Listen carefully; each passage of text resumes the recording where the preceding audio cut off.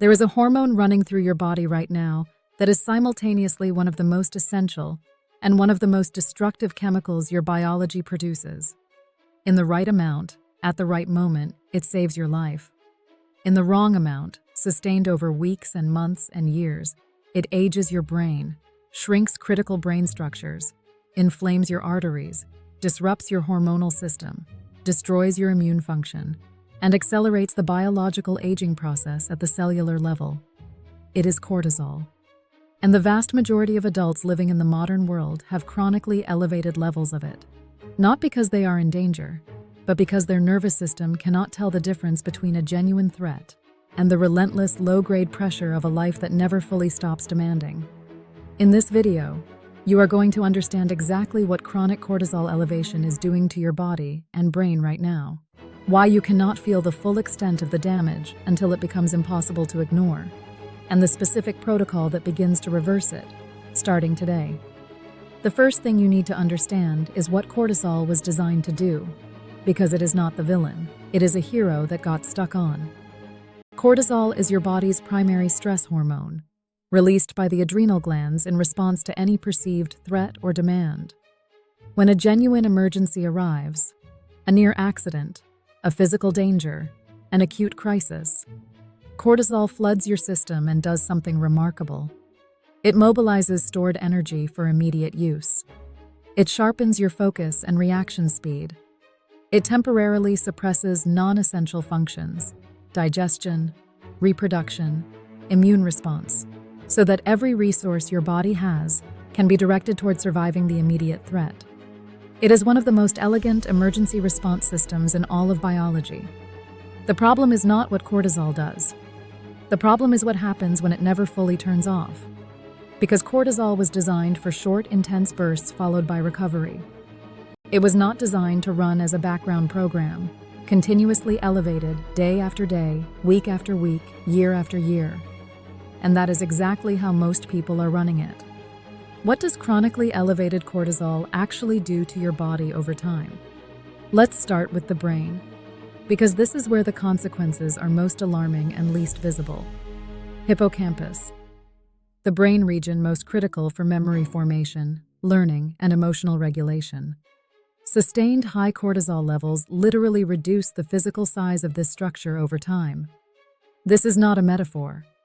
It is a measurable anatomical change that shows up on brain scans. The practical consequence is that people under chronic stress consistently show impaired memory, reduced ability to learn new information, and increasingly poor emotional regulation.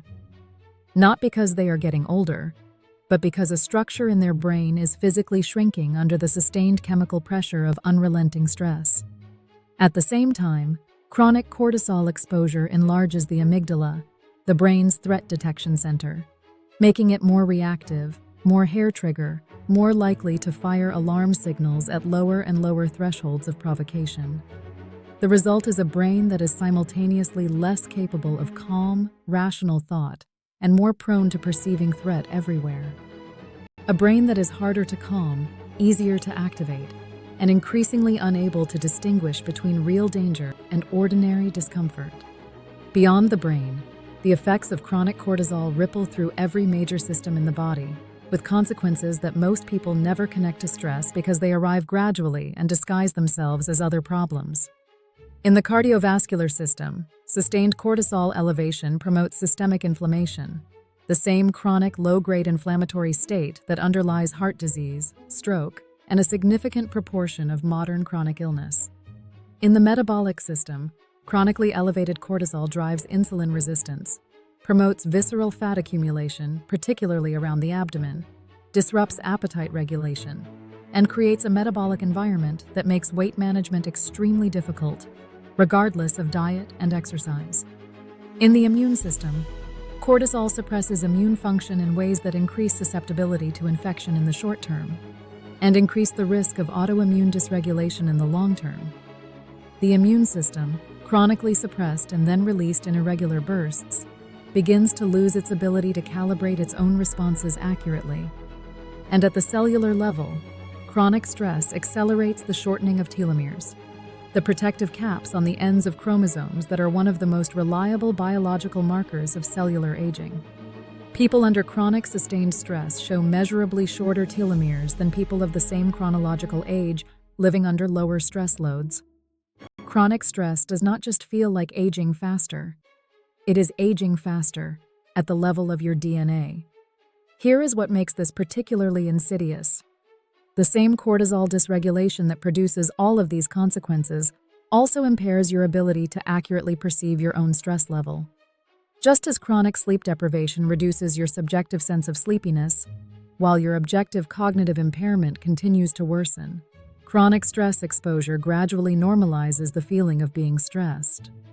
You stop noticing the tension in your shoulders, the tightness in your chest, the low-grade anxiety that has become your baseline emotional state. You adapt to a level of physiological arousal that should be temporary and treat it as normal. You lose the contrast that would allow you to recognize how dysregulated your system has become.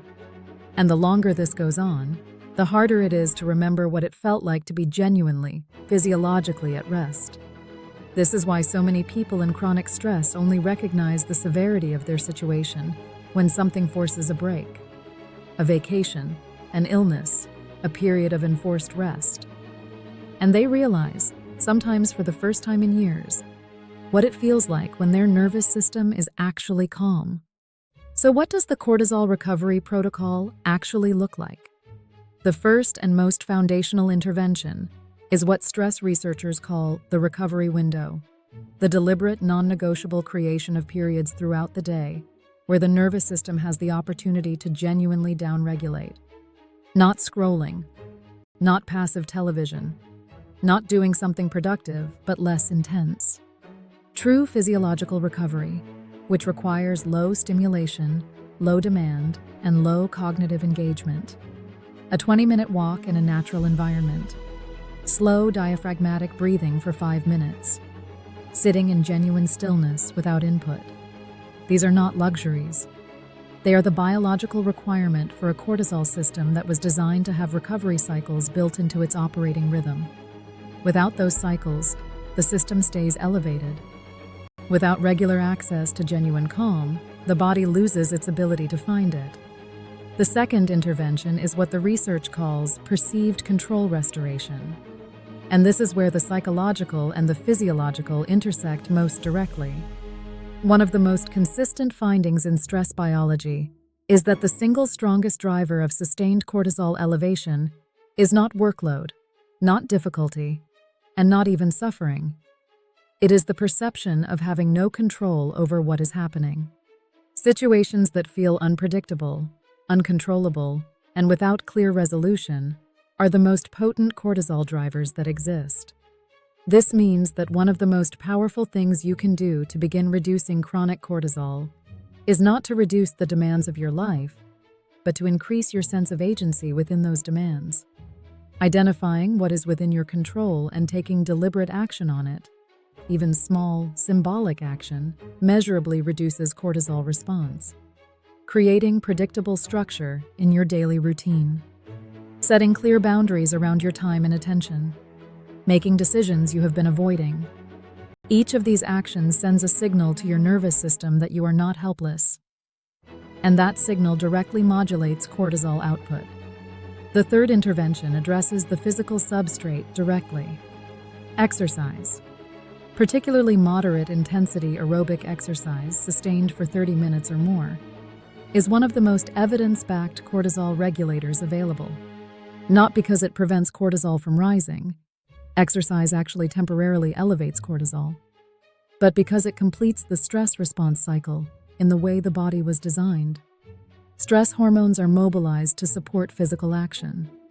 When physical action follows, the cycle completes, the hormones are metabolized, and the system returns to baseline more efficiently. When stress hormones are mobilized, but no physical action follows, which is the pattern of virtually all modern psychological stress, the cycle remains incomplete and cortisol stays elevated. Moving your body is not just good for your cardiovascular health. It is the original cortisol reset that your biology has been waiting for every time you sat through a stressful meeting, a difficult conversation, or an anxious evening without moving. If you made it to the end of this video, take one thing with you right now. The chronic stress that has become your background state is not just a feeling. It is a physiological process with measurable consequences that compound silently over time. In your brain, in your cells, in your cardiovascular system, in the rate at which your body ages. But it is also reversible. The nervous system is adaptive in both directions. It adapted to chronic stress, and it can adapt back toward regulation with the right inputs, applied consistently. Start today with one recovery window, 20 minutes. Low stimulation, genuine rest. That single practice, repeated daily, begins to shift the system. Share this video with someone who has normalized feeling stressed all the time, because sometimes the most important thing you can offer someone is the understanding that what feels normal is not inevitable.